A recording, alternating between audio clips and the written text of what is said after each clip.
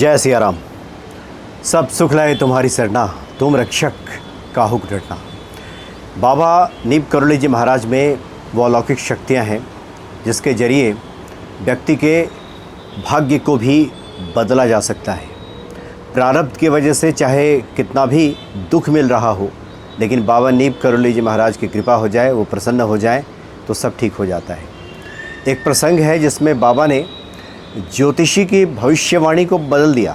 अपने समय के बड़े जाने माने ज्योतिषी थे, उनकी जो भविष्यवाणी है कभी गलत साबित नहीं होती थी, लेकिन बाबा ने उनकी भविष्यवाणी को भी बदल दिया और अपने भक्त को भयमुक्त कर दिया। उनके जीवन पर जो संकट आया था उससे बचा लिया।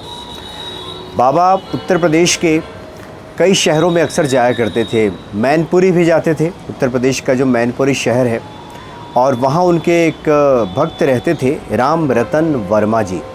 राम रतन वर्मा जी एडवोकेट थे, वकील थे और जाने माने वकील थे, अनन्य भक्त थे बाबा नीम करोली जी महाराज के। उनकी पुत्री शांता जब विवाह योग्य हुई तो पहले ये होता था कि संत महात्मा यत्र तत्र घूमते रहते थे। ये कोई इस प्रकार के साइट्स तो होते नहीं थे विवाह संबंधी कि जहाँ से दूल्हे दुल्हन लड़के लड़की के बारे में पता चले। तो इस प्रकार के साधु महात्मा ही बता दिया करते थे कि देखिए आपके कन्या के लिए योग्य वर वहाँ पे है, उस गांव में है, उस जगह पे है, वहाँ पे आप विवाह कीजिए। तो साधु महात्मा, पंडित, पुजारी, इस प्रकार के लोग भी मध्यस्थ की भूमिका निभाते थे, बता दिया करते थे। तो बाबा नीम करोली जी महाराज वैसे भी अलौकिक संत, त्रिकालदर्शी। तो उन्होंने मैनपुरी की जो वकील हैं राम रतन वर्मा जी की बेटी शांता के लिए एक वर के बारे में सुझाव दिया। वहीं वे मैनपुरी में ही थोड़ा आगे रहते थे, वो वीरेंद्र वर्मा जी। वीरेंद्र वर्मा नामक लड़के के बारे में बाबा ने कहा कि देखो ये अच्छा लड़का है, अपनी पुत्री का विवाह उससे कर दो। तो बाबा ने ही विवाह करा दिया शांता का।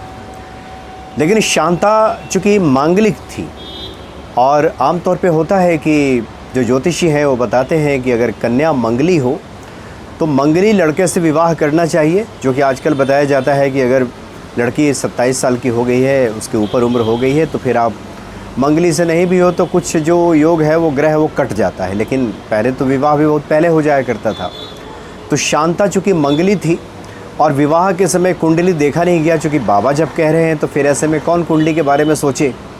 तो विवाह जो उनका है वीरेंद्र वर्मा से हो गया, लेकिन वीरेंद्र वर्मा मंगली नहीं थे। और विवाह के बाद ये बातें देखने में आने लगी कि थोड़ी अनबन की भी स्थिति रहने लगी, उनकी तबीयत भी ठीक नहीं रहती थी, बहुत सारी चीज़ें थोड़ी दिक्कत घर में आने लगी जो वीरेंद्र वर्मा है उनके यहाँ। तो उन लोगों ने एक जाने माने ज्योतिषी को दिखाया।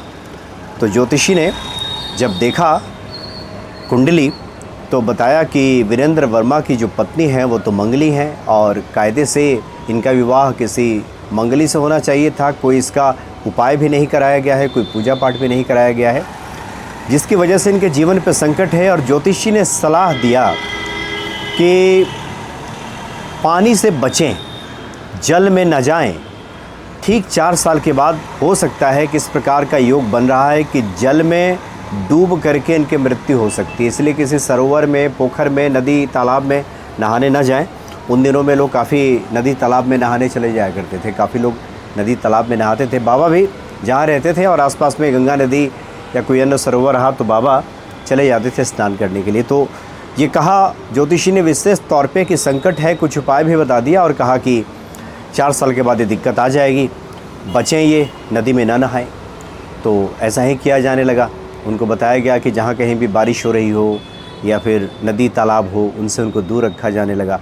लेकिन इसका एक दुष्प्रभाव भी पड़ता है, चूँकि अब ज्योतिषी ने कह दिया है तो दिलो दिमाग पे बात बैठ गई, जिसकी वजह से बहुत चिंतित रहने लगे, बहुत परेशान रहने लगे। तो बाबा जब एक बार पहुँचे राम रतन वर्मा जी के यहाँ तो उन्होंने हालचाल पूछा कि शांता बेटी कैसी है। तो पता चला कि वो मंगली है। उनके घर वालों ने कहा कि मंगली है बाबा, और हम लोगों ने भी ध्यान नहीं दिया, विवाह उनका कर दिया, वहाँ पे वो मंगली नहीं है और ज्योतिषी ने ऐसी ऐसी बातें कही हैं। तो बाबा ने कहा ठीक है, चिंता मत करो तुम। एक बार की बात है, बाबा शांता के यहाँ पहुँच गए, जहाँ विवाह हुआ था वीरेंद्र वर्मा जी के घर पे पहुँच गए और कहा कि हम रात्रि विश्राम यहीं करेंगे। बाबा ने आसन जमा लिया और खूब अहले सुबह जगे और बोले कि हम तो स्नान करने जा रहे हैं। जो घर के लड़के थे कुछ, उनसे कहा कि चलो चलो स्नान करते हैं। तो जैसा कि हमने पहले कहा कि उन दिनों में लोग काफ़ी गंगा स्नान वगैरह किया करते थे, नदियों में स्नान करते थे, सब जाने लगे। ये जो वीरेंद्र वर्मा हैं, जिनको ज्योतिषी ने मना किया था, ये नहीं चलने लगे साथ में। इन्होंने कहा कि नहीं महाराज, हमें छोड़ दीजिए, मुझे मना किया है ज्योतिषी ने। बाबा ने कहा कि चिंता मत करो, तुम चलो चलो, तुम नहाना मत, बस किनारे बैठे रहना। और इस प्रकार से अब बाबा की बात वो टाल न सके। शांता उनकी तो भक्त थी बाबा की, तो वीरेंद्र वर्मा जी साथ चले गए। गंगा में उतर करके बाबा और अन्य जो भक्त थे उनके स्नान करने लगे, लेकिन वीरेंद्र जी बाहर किनारे ही बैठे रहे। तो बाबा ने कहा कि चलो चलो अंदर आओ, अंदर आओ, थोड़ा नहा लो, आए हो यहाँ पे तो स्नान कर लो, किनारे ही नहा लेना, पानी वहाँ पे ज़्यादा नहीं है। तो वीरेंद्र जी की भी इच्छा हुई, पहले तो नहाते ही थे, तो उतर गए। उतर करके किनारे ही नहाने लगे, डुबकियाँ लगाने लगे। न जाने बाबा को क्या सोचा कि किनारे से आए और उन्होंने वीरेंद्र को धक्का दे दिया, वो गहरे पानी में चले गए। नतीजा ये हुआ कि डूबने लगे, हाहाकार मच गया। जो अन्य सहपाठी उनके जो घर के लोग गए थे वो सब चिल्लाने लगे। अब बाबा ही स्वयं कूद गए, नदी में कूद गए और कूद करके उनको तैरते हुए गए और वीरेंद्र को बाहर निकाला। बाहर लेकर के उल्टा लिटाया, उनको पानी वानी दबा करके निकाला और वो ठीक हुए। बाबा ने कहा घर आकर के लेकर के सबको आए कि देखो अब सब ठीक हो गया है, सब ग्रह बाधा अब दूर हो गई है, मैंने सब ग्रह बाधा शांत कर दिया है, अब इन्हें कोई परेशानी नहीं होगी, एकदम निश्चिंत रहो। ज्योतिषी ने जो कहा है अब डरने की कोई आवश्यकता नहीं है। सब जो प्रतिकूल ग्रह थे उनको हमने अनुकूल कर दिया है, अब कोई ग्रह इनका कुछ नहीं बिगाड़ पाएगा। तो बाबा ने इस प्रकार से जो ग्रहों की प्रतिकूलताएं हैं उसको ठीक कर दिया। कई बार होता है कि प्रारब्ध की वजह से बहुत सारी दिक्कतें जो जीवन में आती हैं, तो ईश्वर कृपा होती है तो वो कम हो जाता है, मिनिमाइज हो जाता है बहुत छोटे रूप में आकर के। तो एक तरह से बाबा ने उसको छोटे रूप में करके उसको समाप्त कर दिया, वो दूर कर दिया। तो ग्रह की जो बाधाएं हैं वो अपनी जगह पे हैं, लेकिन हनुमान चालीसा में ही गोस्वामी जी ने लिखा है कि सुगम अनुग्रह तुम्हारे तेते।